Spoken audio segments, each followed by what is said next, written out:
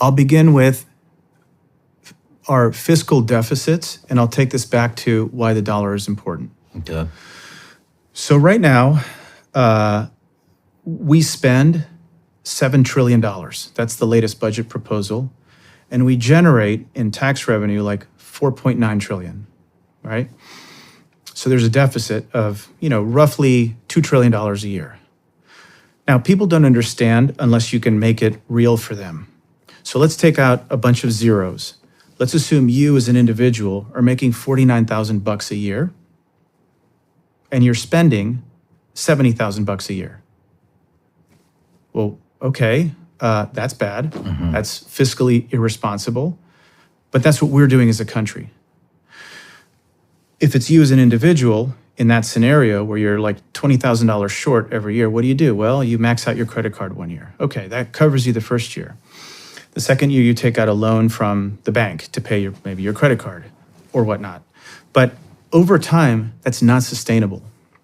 So what happens is when we have a shortfall, the way we generate revenue in shortfalls, other than tax revenue, right? Tax revenues are 4.9 trillion. How do you get to 7?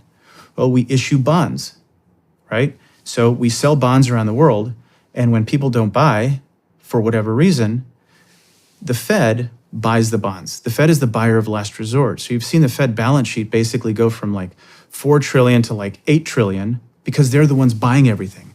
Well, how are they buying it? Well, they buy it by printing money. And so the printing presses have been off the charts, certainly since COVID and throughout this administration.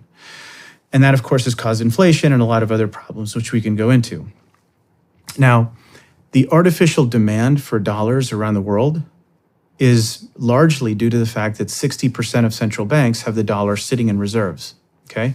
And also because the dollar is used as the unit of trade for commodities, for foreign exchange. Like if you want to go from Colombian pesos to, Indonesian rupiah, you have to go through the dollar. Mm-hmm. If the dollar isn't there, because nobody wants to use the dollar, we're screwed. All that artificial demand for dollars disappears and we crater. We're not going to forget financing the next aircraft carrier. We're not going to be able to pay Medicare. And that's when things get really, really bad.